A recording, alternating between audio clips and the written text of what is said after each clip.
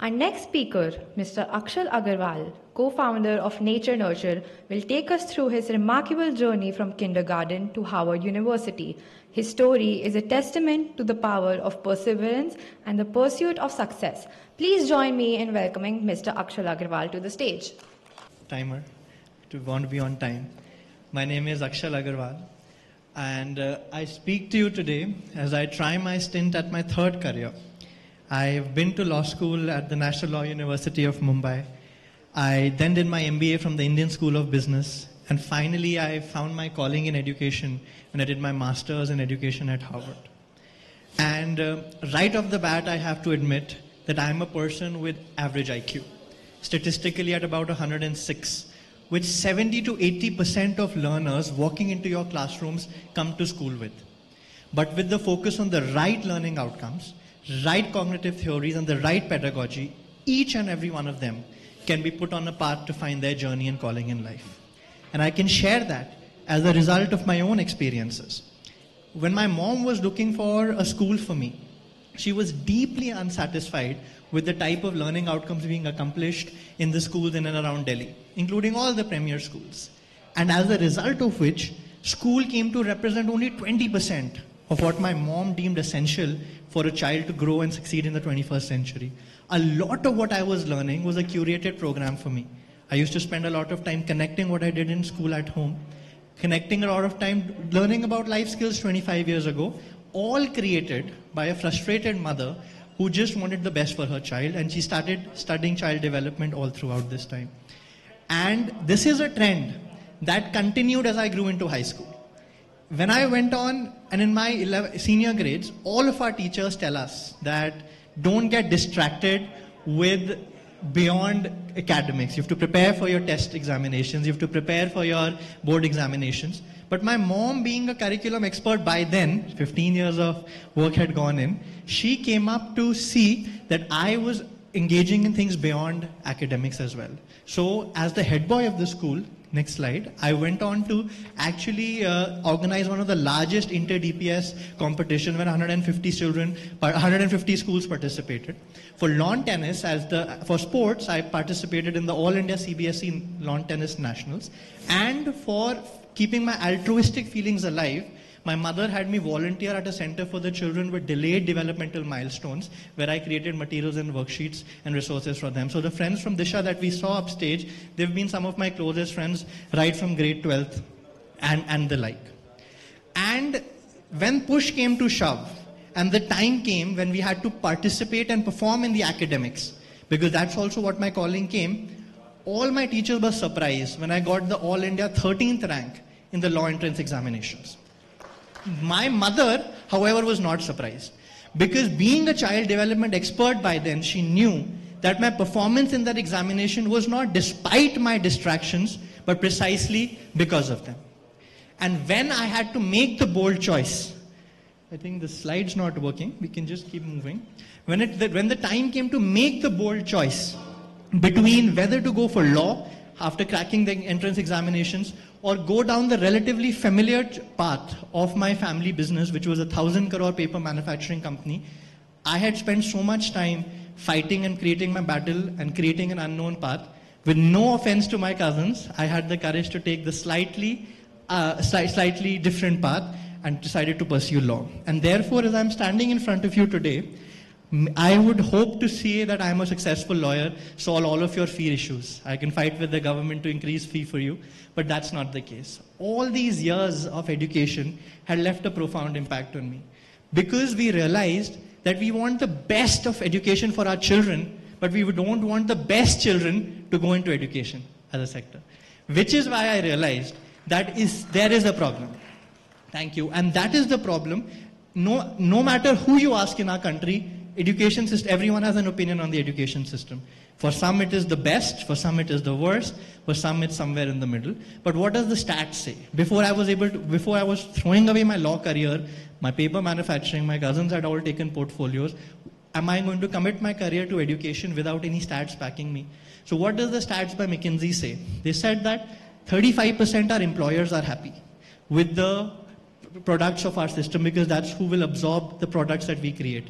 Only about 38% of youth is happy. But surprisingly, for people in this room, 74% of the people in this room, the school leaders, not specifically you, but in general, 74% of school leaders said that we're happy with the products that we're creating.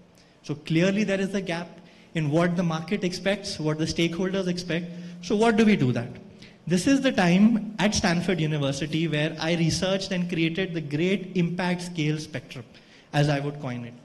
It is the great paradox of education: stay small and deliver robust learning outcomes, or try to scale to reach out to as many learners as possible and dilute your offerings in the process.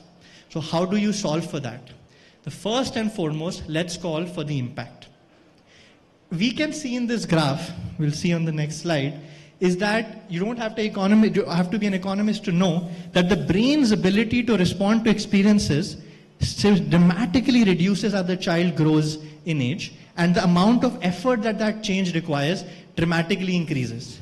And therefore, it should be surprising for us that our kindergarten teachers are paid the least, and our TGTs and PGTs are paid the most, when we have maximum scope to get return on our investment when we are investing right here in the 2 to 6 age group, right? And the foundational years, we reserve some of the more complicated domains, like we call, for later years, when research has shown time and again that to introduce them at the younger years is when we have the maximum scope.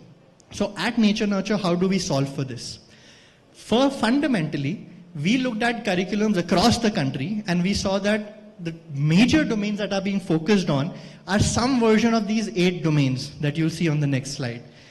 How well you are doing these 8 domains will vary from the school to school. Some are doing it really well, some are doing it not so well, and this has changed in the last few years. But the first thing that we did is, right from the kindergarten years, we included a whole bunch of 21st century domains like financial literacy, gender equality, design and technology as domains from kindergarten. You come away from subject silos, and my dear friends, let me tell you, this is hard data backing this, at the focus on the right pedagogic outcomes and the beauty of transdisciplinary integration. All of these domains, along with your core domains, are covered in kindergarten classrooms across the country.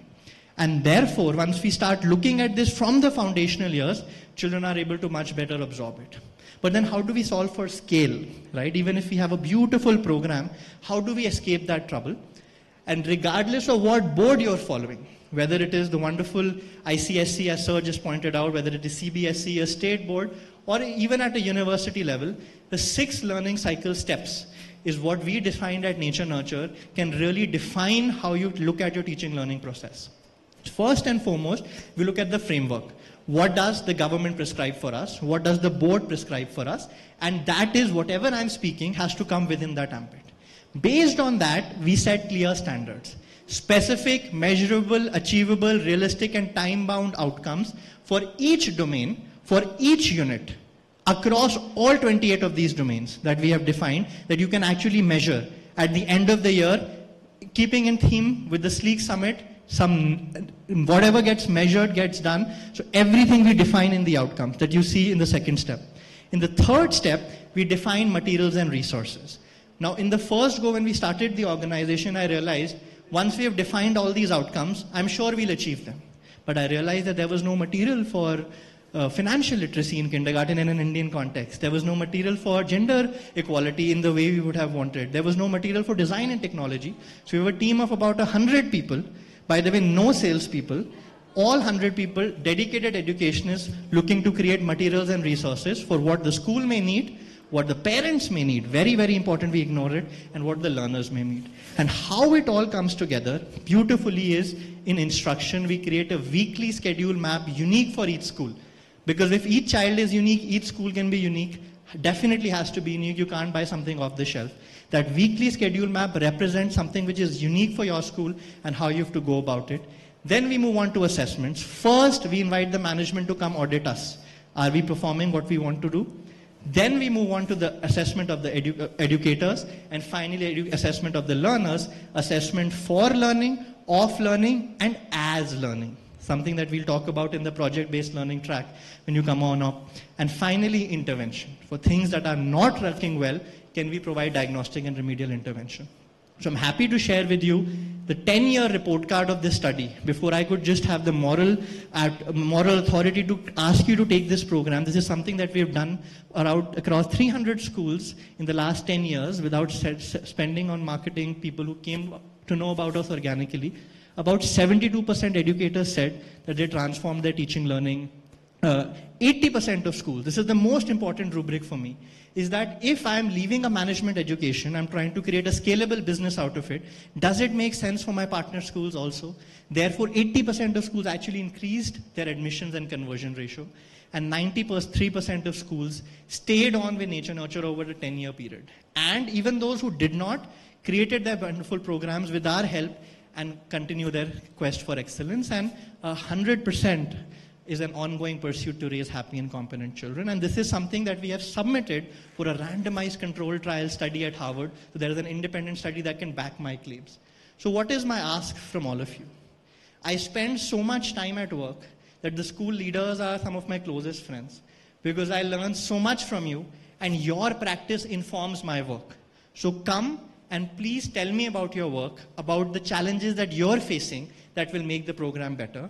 Second, I have all of my research on display on open source at my experience center in New Delhi. I invite all of you to come visit and see it. And finally, as my effort of giving back to society, I conduct pro bono consulting 11th and 12th graders for children without means to get into Ivy Leagues with full scholarships. So I'd be happy to talk to your schools, students who may not have the means to pay for expensive counselors, God knows they're expensive, and come and volunteer. And all through this time, again, I would like to highlight, we have no marketing people. We have some of our leading curriculum developers at the lobby area where we want to hear from you. We don't want to sell you anything. We want to learn from you, because that's what's going to make the program better.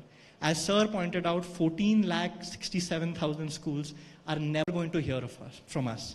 And the minute we give them an opportunity, we listen to all of you, and then we go beyond, we can create programs that can reach each and every corner of our country, and I know money will find the means for it. So that has been my time. Thank you so much for listening, and I look forward to engaging with you. A small guilty plug for me, the project-based learning track is something where we have all of this on display, and we'll talk about more in the context setting chair session. But do come and experience that track. I look forward to, Vardhan and I look forward to seeing you there. Sorry, other chairs, I took this time to promote my track. Thank you.